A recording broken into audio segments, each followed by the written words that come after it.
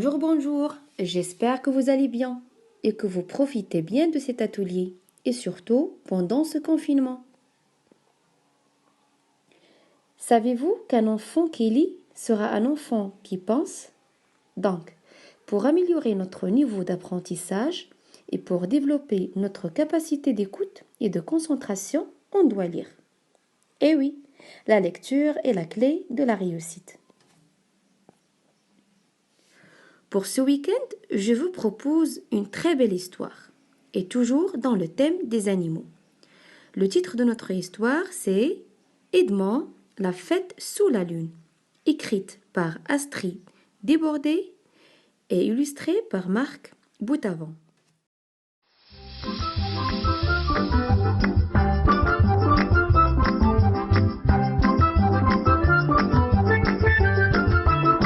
Edmond, la fête sous la lune. Une histoire des éditions Nathan, écrite par Astrid Desbordes et illustrée par Marc Boutavant.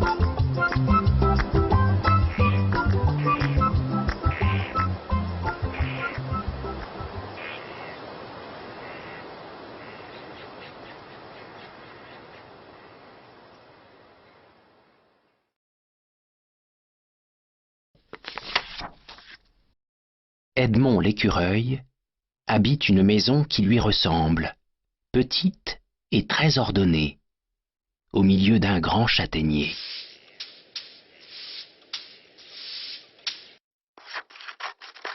Edmond est si timide qu'il ne sort presque jamais de chez lui. Il cuisine de la confiture de noisettes, lit des romans d'aventure, et le soir, dans son lit, confectionne des pompons. Alors il se dit, faire des pompons, au fond, c'est peut-être la vie qu'il me faut. Edmond est d'ailleurs très fort dans ce domaine. Il y a quelques jours, il s'est fabriqué une magnifique toque en forme de clocher.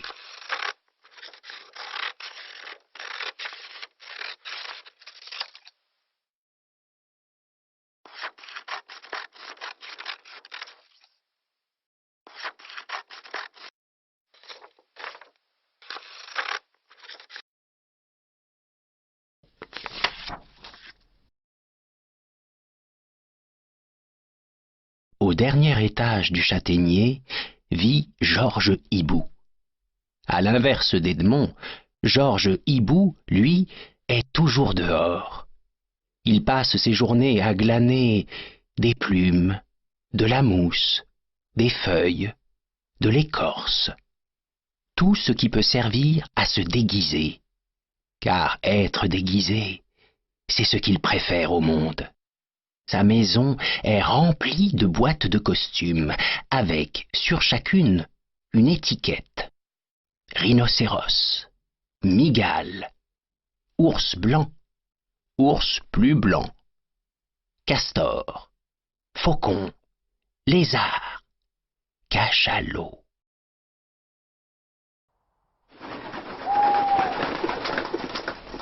Il n'est pas rare de le croiser déguisé en coccinelle ou en hérisson, mais il est rare de savoir que c'est lui.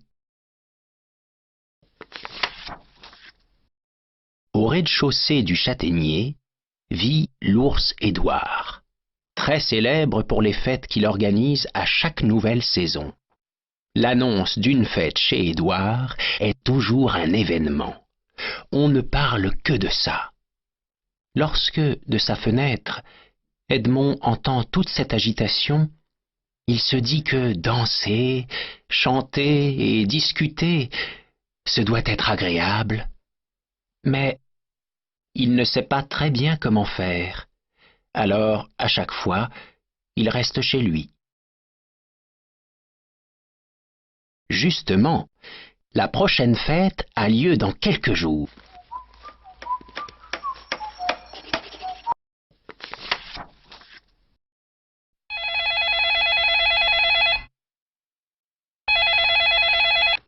On raconte qu'il y aura une tarte, dit la fourmi à l'ours Édouard. Est-ce vrai? Tout à fait exact, répond Édouard rêveur. Une tarte. Extra, dit la fourmi. Une tarte à quoi? Une tarte à rien. Ce sont de loin les meilleures. La fourmi en a l'eau à la bouche. C'est si mystérieux, une tarte à rien. Georges Hibou, qui passe par là les bras chargés de pommes de pin, pour un futur costume de dromadaire, demande à son tour. Et ce sera une fête costumée, bien sûr. Peut-être, répond Édouard, mais surtout une fête inoubliable, Car la tarte, c'est inoubliable. Georges Hibou s'interroge. Quel costume porter avec une tarte à rien?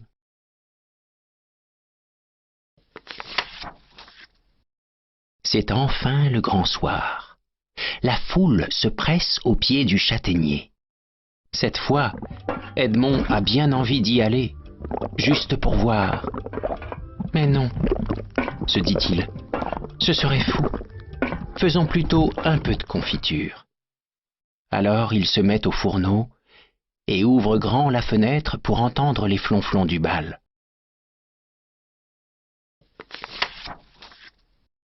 La musique qui vient de chez l'ours Édouard est très gaie, mais Edmond, lui, ne l'est pas du tout. Il se sent un peu seul, beaucoup même, au point que des larmes coulent de ses yeux et tombent dans la casserole. Comme elle risque de saler la confiture de noisettes, vite, Edmond ferme la fenêtre et va se coucher. À l'instant où il éteint la lampe, on frappe à la porte.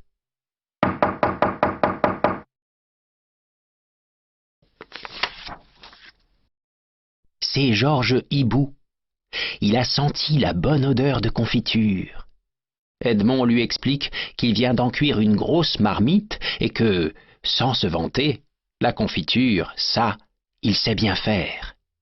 Il prépare des tartines à Georges Hibou qui déclare « Un délice, Edmond, cette confiote. Tout cela me donne envie de danser en cachalot ou en mouette. Pas vous? » Je ne sais pas trop. Non, je ne crois pas. Oh, quel dommage. Enfin, ce n'est rien. Restez comme ça. Je n'ai qu'à me dire que vous êtes déguisé en écureuil. Mais allons danser chez Édouard, d'accord?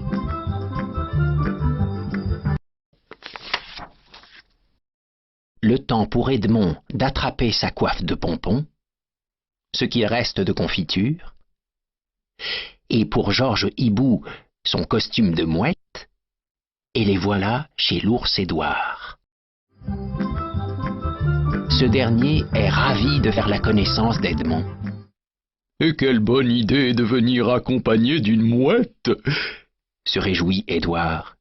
Il ne manque que Georges Hibou, en somme. La soirée se poursuit tard. Edmond valse avec la coccinelle et discute avec l'ours Édouard. Entre deux bouchées de tarte à rien, la fourmi demande à la mouette de lui parler du grand large. C'est si mystérieux, le grand large. Et la mouette demande aux autres invités de lui parler un peu de Georges Hibou. Il est si mystérieux, ce Georges Hibou. Et tous rient beaucoup lorsqu'Edmond leur explique que, ce soir, il a fait tomber un peu de sel dans sa confiture. Mais je crois que ça n'arrivera plus, ajoute-t-il. Il est tard lorsqu'Edmond et Georges Hibou quittent la fête. Georges Hibou ne monte pas tout de suite se coucher. Il profite encore un peu de son déguisement, si beau au clair de lune, et il se dit qu'une vie de mouette, une vie de vagues et de vent, ce doit être plaisant.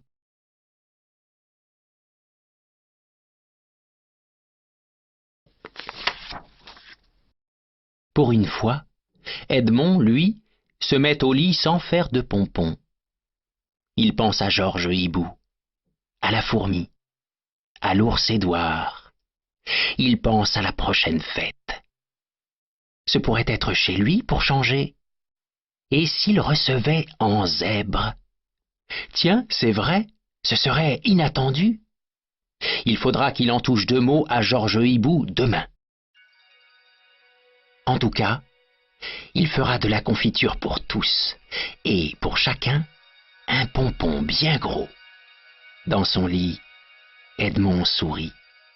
Il se dit que cette vie-là, c'est sûr, c'est la vie qu'il lui faut.